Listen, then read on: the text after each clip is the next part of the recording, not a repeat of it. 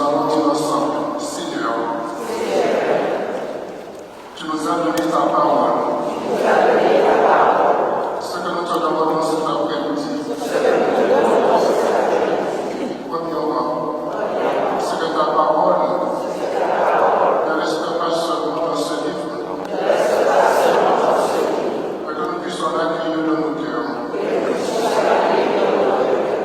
Deuxièmement, nous te demandons, Seigneur, de nous donner ton Saint-Esprit pour comprendre cette parole, afin qu'elle soit inscrite dans nos cœurs. Nous te disons merci, Jésus, pour tout ce que tu vas nous enseigner cet après-midi. Amen. Nous nous asseyons. Frères et sœurs, nous cherchons à rencontrer Jésus et à nous rapprocher toujours plus de lui. Mais à travers l'histoire de Zachée, on s'aperçoit finalement que c'est Jésus qui vient à sa rencontre et qu'à partir de là, sa vie sera complètement transformée. Je vais vous demander d'ouvrir vos Bibles. Évangile selon Saint Luc, chapitre 19. Luc 19.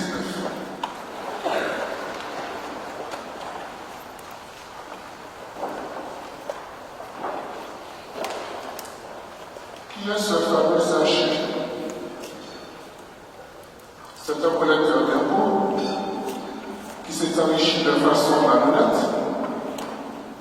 Il est donc très peu apprécié des Juifs, d'autant plus qu'il entretient de très bonnes relations avec l'occupant romain. Et ayant entendu parler de Jésus, il veut rencontrer Jésus. Mais il ne sait pas trop comment s'y prendre. Il va monter sur un arbre, un sycomore, sous le lieu de passage où Jésus doit passer. Le sycomore, cet arbre sur lequel il va monter, a une particularité. Les feuilles de cet arbre ont une forme de cœur. Et souvent, lorsqu'on parle du sycomore, on fait référence à l'amour et à l'affection. Au moment où Jésus va passer, Jésus l'aperçoit et l'invite à descendre. Peut-être est-ce une façon de lui dire que pour le connaître, il faut d'abord s'abaisser. Zachée avait un désir brûlant de rencontrer Jésus, car il en avait entendu parler. Dans ce passage, Jésus nous interpelle sur l'attitude de cœur à avoir pour le trouver, à savoir un désir brûlant de le rencontrer et une vraie volonté de le connaître. Ce désir et cette volonté nous permettront de rencontrer Jésus, d'apprendre à le connaître intimement et deviendrons un amour agapé, un amour fort, un amour débordant, un amour puissant, un amour divin. Cet amour est répandu dans nos cœurs par le Saint-Esprit.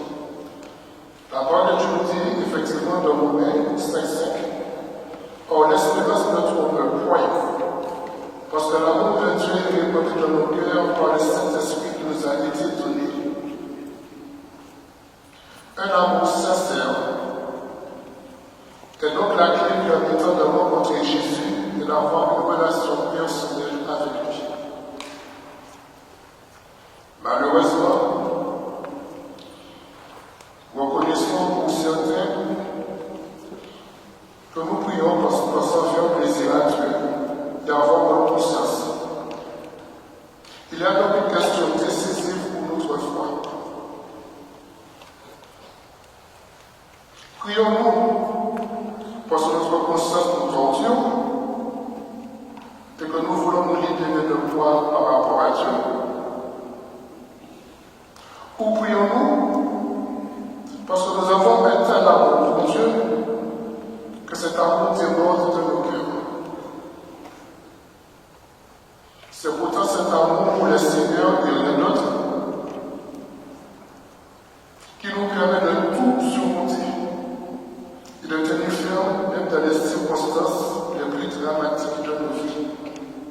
Frères et sœurs, aimons Jésus.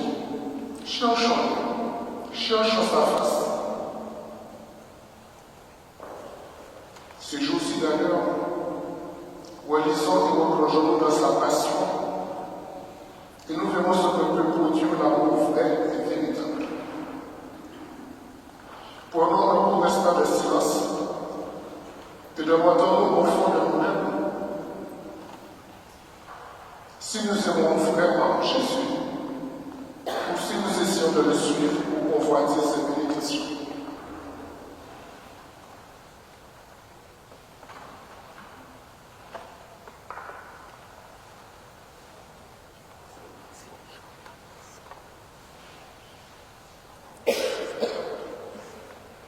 Voici l'une des nombreuses clés de ce texte. Clé numéro 1. Il faut vouloir sincèrement rencontrer Jésus et l'aimer de tout notre cœur. La parole de Dieu nous dit ensuite que Zachée était de petite taille. Pour rencontrer le Seigneur, nous ne devons pas seulement, frères et sœurs, diminuer la taille de notre orgueil, de notre ego, mais nous devons totalement les faire disparaître de nos cœurs. Dieu ne peut pas, Dieu tout-puissant a des choses qu'il ne peut pas faire. Dieu ne peut pas remplir un vase qui est déjà plein et débordant d'orgueil. C'est impossible. Et Dieu ne peut rien faire sans nous. Zachée n'a pas hésité à se ridiculiser en montant dans un arbre, se trouvant sur le lieu de passage de Jésus. Malgré la foule lui faisant obstacle à cause de sa petite taille, il ne s'est pas découragé. Lui qui était si riche, il s'est humilié devant le Seigneur et devant la foule qui était présente. Il le connaissait. Zachée ne s'est pas soucié de ce que les hommes pensaient de lui, ni de sa réputation, ni de son rang social. Sans hésitation, sans peur, le cœur dilatant, il poursuit son but ultime, rencontrer Jésus. Et toi? Combien de fois as-tu renié Jésus par peur du cœur dilatant de moi? Que va-t-on penser de moi? Combien de fois as-tu blessé Jésus en disant que tu ne le connais pas? Que ce soit au travail, dans ta famille, devant tes amis, tes connaissances. Jésus t'aime. Il n'a jamais eu honte de toi. Il a donné sa vie pour toi. Il y a aussi ceux qui sont en échec spirituel dans leur vie spirituelle. À cause de leur attitude, souvent ils sont convaincus qu'ils sont des justes, qu'ils sont parfaits, au même point qu'ils méprisent les autres.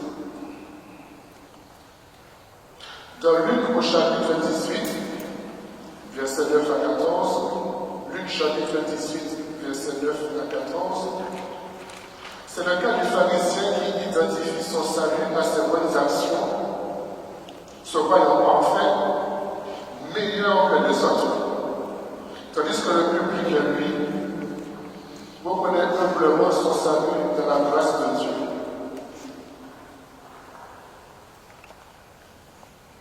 Et vous remarquez, le pharisien et le publicain, ça se passe dans le temple. Et malheureusement, dans notre église, nous trouvons ce genre de comportement. J'ai discuté avec une personne qui me disait, lorsque, dans mon enfance, j'étais particulièrement blessé parce que j'avais une camarade qui m'embêtait, qui m'harcelait, qui me faisait du mal. Et cette camarade même qui lui faisait du mal, lui disait la chose suivante. De toute façon, je fais ce que je veux. Dimanche, je vais à l'Eucharistie, je vois l'hostie, c'est fini. Donc, cette personne, en fait, qui me raconte ça, me dit la chose suivante. Elle me dit, je suis entré en rébellion contre Dieu. Je suis entré en rébellion contre les chrétiens à cause du comportement de cette femme. Parce que si elle dit qu'elle est dans l'église et qu'elle a seulement le comportement, donc Dieu dit tout ce que l'église fait est mauvais. J'ai écouté et j'ai commencé à réfléchir. Je dis, Seigneur, il y a tellement de choses qu'on aurait pu inventer. Pourquoi ça et pourquoi maintenant? Le Seigneur m'a dit, oui, j'ai permis pour te raconter cela. Je suis amoureux. Je lui dis, oui, Seigneur, tu l'as. Il me dit, beaucoup de mes enfants me servent de l'église. Beaucoup d'ailleurs, si on vous demandait de lever la tête, vous servez dans l'église de tout votre cœur, vous assumez des fonctions, vous occupez des babillages, des enterrements, des jeûnes, de la liturgie, d'un certain nombre de choses. Et Dieu est très content, Dieu apprécie. Et le Seigneur m'a dit, malheureusement il en a parlé, ils ont tendance à oublier qu'ils me servent et que même s'ils me servent, je ne donne jamais une mission à quelqu'un. Je dis d'accord. Je ne donne jamais une mission à quelqu'un. Même si le Seigneur te parle quelque chose, il doit toujours au moins deux missions. La première, c'est qui est difficile. Comme je disais tout à l'heure, tu peux faire des enterrements, un certain nombre de choses.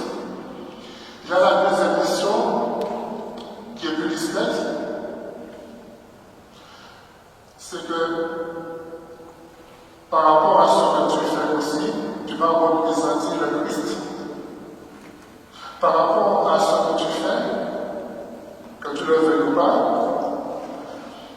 tu sers le Seigneur, donc tu es censé le représenter, tu es censé être à son image. Donc si quand ces personnes viennent à l'église, au lieu d'avoir le Christ présent en toi, elles ont l'impression que tu les rejettes, elles ont l'impression que tu les prends de haut. En fait, ça finit de faire confiance. Au lieu de les attirer au Seigneur, ces personnes sont blessées et souvent elles vont être témoignées, mais elles partent.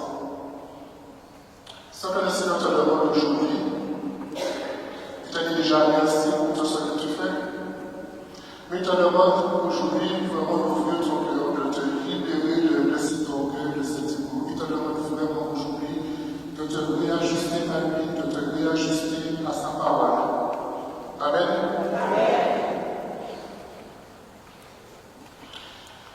Nous pensons souvent que par nos actes et notre obéissance, nous pouvons acheter Dieu ou que Dieu nous est redevable de quelque chose. Dans ce cas, notre manière de faire relève de l'orgueil et du mensonge. Le pharisien, quand il était question, du point de vue de la loi, il faisait tout bien. Je fais ça, je chante 2 fois par semaine, etc. C'est pas ce que Jésus a reproché en fait. Jésus lui a dit qu'il fallait faire ça sans oublier le reste, c'est-à-dire l'amour. Tu peux faire tout ce que Dieu te demande. Mais si tu ne sais pas d'amour en toi, si tu méprises les autres, si tu les rejettes, c'est que tu n'as pas compris l'essentiel. L'essentiel, c'est que je vais évidemment rester public. L'essentiel, c'est que tu dois comprendre que Dieu, que Jésus est présent dans chacun des frères et sœurs. Si une personne qui a raconté, qui a donné sa vie à Dieu et qui méprise les gens, tu n'es pas dans la vérité. Et c'est là que Jésus les intervenait pour leur dire, mais la parabole. Venez les bénis dans mon Père, tous ceux qui m'ont appelé quand Jésus est venu, qui ont fait ceci, cela. Je veux dire, on a fait ça à quel moment? Qu'est-ce que Jésus dit? Tout ce que vous avez fait pour plus petit, c'est moi que vous l'avez fait. C'est la parole de Dieu qui le dit, ce n'est pas moi. C'est jamais agréable à entendre, mais nous avons besoin de réajustement. Nous avons besoin d'être alignés, d'être en accord avec Dieu et avec sa parole. Amen. D'ailleurs, Luc, chapitre 14, verset 11, nous dit la chose suivante. Luc, chapitre 14, verset 11. Car quiconque s'élève sera abaissé, et quiconque s'abaisse sera élevé. Mon frère, ma soeur, ne te juge pas. Viens devant le Seigneur tel que tu es, que tu sois bon, que tu sois mauvais, méchant ou autre. Dieu est toi. Viens. Laisse-toi aimer par le Seigneur. Laisse-toi te passionner par son amour et par sa grâce. N'est-il pas écrit dans Proverbe, chapitre 15, verset 33, Proverbe 15, 33, que l'humilité précède la gloire. Disons ensemble, Seigneur Jésus, je renonce à poursuivre ma route sur le chemin de l'orgueil, de l'arrogance, de la suffisance. Je choisis en ce jour, par ta grâce, de m'engager sur le chemin de l'abaissement et de l'humilité, afin que Dieu m'élève au jour favorable. Amen. Frères et sœurs, n'oublions pas que la véritable humilité provient d'une juste perception de soi et produit en nous la capacité d'assumer nos forces et nos faiblesses. Première clé, nous avons dit, vouloir sincèrement rencontrer Jésus et l'aimer de tout notre cœur. Clé numéro 2, l'humilité. Nous devons accepter de changer nos cœurs et de nous laisser transformer par le Seigneur. En réponse sur cet ordre, cela nous rappelle que le lieu par excellence de la rencontre avec Dieu était la montagne. En montant dans cet ordre, Zachée va nous prendre de l'attitude d'une massive vie. Nous aussi, frères et sœurs, nous devons prendre de l'attitude de nous élever spirituellement. En ayant une relation personnelle avec le Christ, en l'enraciné dans les sacrements, la confession, l'Eucharistie, tous les autres, mais que le tout soit toujours immergé dans l'amour, la prière, la foi, la lecture quotidienne de la parole de Dieu, et tout cela à la lumière du Saint-Esprit. Même quand Dieu nous élève, nous devons accepter de redescendre de notre ordre, c'est-à-dire de rester toujours tout petit devant lui et devant nos frères et sœurs. Malheureusement, certains d'entre nous ont refusé de descendre de leur ordre. Le résultat, c'est que nous ne produisent pas de fruits. Je vous le dis, frères et sœurs, Dieu ne peut pas remplir un cœur qui est déjà rempli. Il y a un cœur qui est pourri d'orgueil, c'est impossible. Dieu est tout puissant et respecte ta liberté. C'est un choix que tu fais. Et je vous dis même.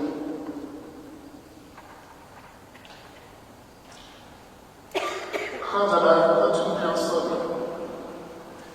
de la vie d'une personne, c'est ton orgueil qui arrive. Pas que l'orgueil ne vient pas démesurer. Lorsqu'un orgueil prend la place de Dieu dans le cœur de quelqu'un, vous savez ce que cela signifie? Cela signifie que l'âme de cette personne est en train de mourir, en train de se perdre. Donc cette personne a pour être en train de demander de dire tout ce qu'elle veut. Si dans son cœur il y a de l'orgueil, cela que les gens sont en train de se consumer, il y a pas la bénédiction.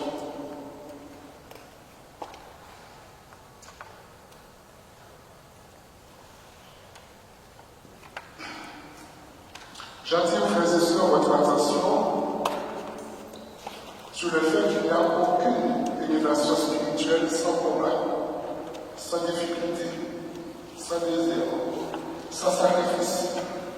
L'élévation spirituelle va nous pousser dans nos retranchements et surpasser nos limites. Et comme on disait, elle va débarquer dans nos rencontres. Voilà la tentation. La tentation est de tout abandonner, voire même de renier Jésus.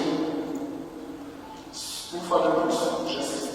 Seul l'amour que nous avons pour le Seigneur nous permet de tenir ferme et de remonter la pente. Beaucoup d'entre nous se posent la question. En fait, les épreuves, elles permettent d'affermir notre foi et de nous faire grandir, même si tout à fait notre nom passe en passant de notre Dieu. Donc, clé numéro 3, il n'y a pas d'élévation sans combat spirituel et nous devons tenir ferme dans les épreuves. Bien que la foule soit nombreuse, Jésus va quand même remarquer Zachée, car l'abaissement de Zachée a attiré son regard. Et là, contre toute attente, il se passe quelque chose d'extraordinaire. C'est Jésus qui prend l'initiative de venir chez Zachée, à la grande surprise de ce dernier qui ne s'y attendait pas du tout. Il voulait juste voir Jésus.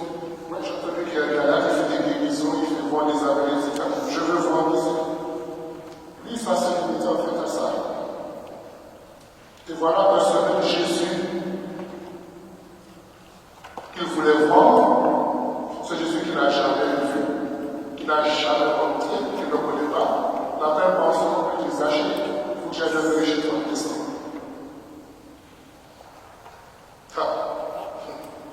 Cela nous rappelle, frères et sœurs, que dès le commencement, c'est toujours Dieu qui a fait le premier pas. C'est lui qui nous a aimés en premier. Amen. Lorsque le Seigneur voit un cœur bien disposé, il vient établir sa demeure. Du coup, cette personne va être transformée et va porter du fruit. Toi qui m'écoutes dans cet esprit, mon frère, ma soeur, Jésus, dans cet instant même, frappe à la porte de ton cœur. Vas-tu le laisser entrer ce soir? Amen.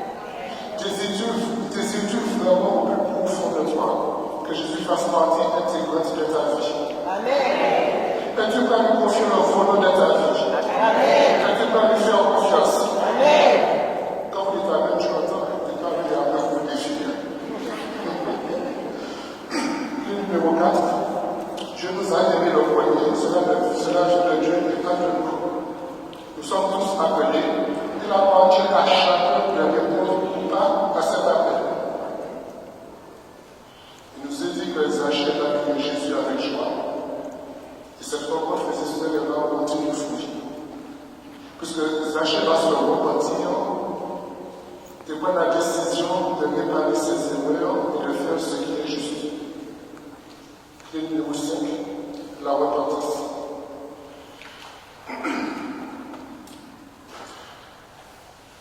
Lorsque nous faisons quelque chose qui est mal, on prend conscience de cette chose, nous demandons pardon.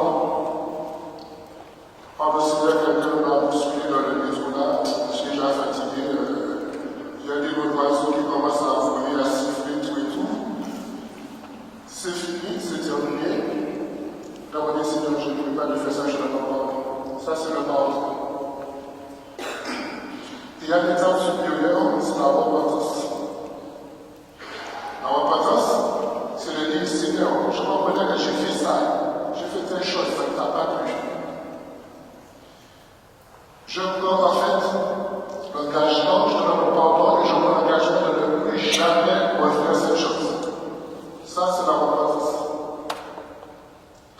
Et dans le cas des Zachée, ça va encore plus loin. Je ne sais pas comment ça s'appelle, je pense que ça s'appelle la conversion. Non seulement il se repent de ce qu'il a fait, mais il dit à Jésus, et si j'ai fait du mal à quelqu'un, je donnerai 4 fois plus. Donc il ne s'est pas simplement repenti, il est vraiment dans cette dynamique où il tient à réparer ce qu'il a fait. La repentance, frères et sœurs, est indispensable pour entrer dans l'intimité de Dieu et établir une vraie relation personnelle avec lui. Aucun cas ne désespéré pour Dieu. Sinon, je ne serais pas là. Et si l'homme te condamne, Dieu, lui, il va t'entendre là ce soir pour te rétablir dans ta dignité d'enfant de Dieu.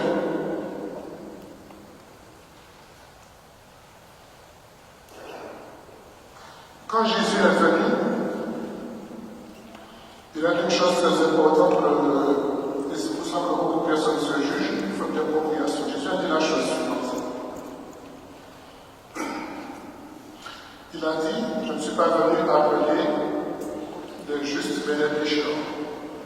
Donc justement, si tu te sens indigne, si tu te sens sale, c'est exactement pour toi que Jésus est venu ce soir.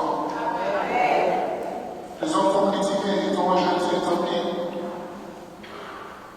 Dieu, il veut te tendre la main. Jésus est venu non seulement pour rencontrer tout homme pécheur, mais bien plus. Il nous ouvre un nouvel avenir. Il nous libère de nos péchés. Il nous libère de nos fardeaux. Afin de nous réintégrer en tant que fils et filles bien-aimés du Père. Comme Zachée, frères et sœurs, rencontrer Jésus est en quelque sorte une nouvelle naissance, où Jésus manifeste son amour à tous ceux qui le cherchent en esprit et en vérité. Une fois de plus, ce n'est pas moi qui le dis, c'est la parole de Dieu. Dans Luc, chapitre 19, verset 10, notre sœur vient de lire. Car le Fils de l'homme, c'est-à-dire Jésus, est venu sauver ce qui était perdu. Petite conclusion. Comme Zachée, nous devons avoir une volonté inébranlable et ardente de rencontrer Jésus. Lui qui est le seul chemin qui conduit vers le Père. Pour cela, frères et sœurs, nous devons nous dépouiller de nous-mêmes, de l'orgueil, de notre ego. Nous devons nous humilier devant lui, afin de pouvoir l'accueillir. En effet, si nous sommes remplis d'orgueil, il n'y a pas de place pour accueillir Dieu. Nous devons avoir une vie de prière, participer et recevoir activement les sacrements, afin de créer les conditions les plus favorables que possible pour faciliter la rencontre avec Dieu et bien évidemment la maintenir vivante. Quand Dieu voit le cœur humble qui s'épanche vers lui et qui le désire, tout comme Jésus par rapport à Zachée, Dieu va lui-même s'empresser de venir pour y établir sa demeure. Pour terminer dans les jours qui viennent, je vous invite à méditer le psaume 37, verset 4. Psaume 37, verset 4. Fais de moi tes délices, et je te donnerai ce que ton cœur